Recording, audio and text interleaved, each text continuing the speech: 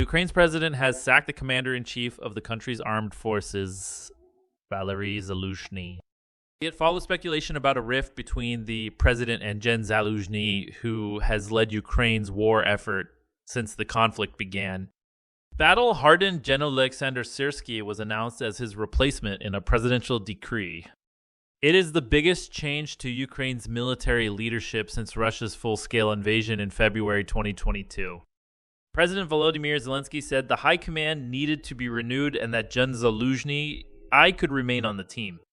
Starting today, a new management team will take over the leadership of the armed forces of Ukraine, he said on Thursday. Gen Zaluzhnyi is a popular general trusted by Ukrainian soldiers and the public and has been something of a national hero. His recent approval ratings have been higher than those of Mr. Zelensky. The president said he and Gen Zaluzhnyi had a frank conversation about the changes needed in the army, and that he thanked the general for defending Ukraine from Russia. The new army chief, Gen Syrskyi, has experience of both defensive and offensive warfare. Mr. Zelensky said he led the defense of Kiev, Ukraine's capital, at the start of Russia's full-scale invasion in 2022. He then masterminded Ukraine's surprise and successful counterattack in Kharkiv that summer and has since been serving as the head of military operations in eastern Ukraine, one of the two main axes in Ukraine's counteroffensive. We must make this year a crucial one, Mr. Zelensky said. Crucial for achieving Ukraine's goals in the war. Russia cannot simply accept the existence of an independent Ukraine, the very fact of our country's independent life. He said his renewal of the army's leadership was not about surnames or politics, but rather the management of Ukraine's armed forces and the experience of battlefield commanders.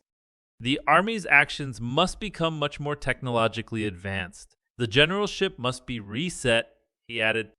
Mr. Zelensky said he expected a detailed plan for the armed forces this year, taking into account the reality of the war with Russia. He said there needed to be a different approach to frontline management, mobilization, and recruitment.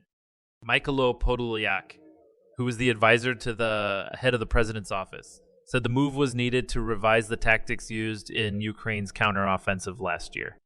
He echoed Mr. Zelensky's comments about the need to prevent stagnation on the front line and to find high-tech solutions.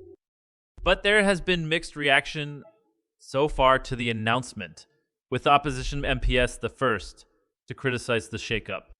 Kyiv's Mayor Vitaly Klitschko thanked Gen Zaluzhnyi for his service to Ukraine, adding that he hoped the authorities would justify the changes.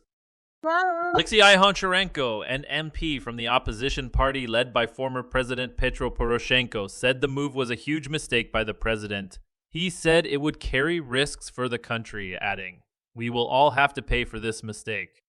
Another opposition MP, Valentin Nalyvaichenko from the Batькivщина party, said the military leadership during the war is something that we must preserve, support, not criticize, but help in every possible way.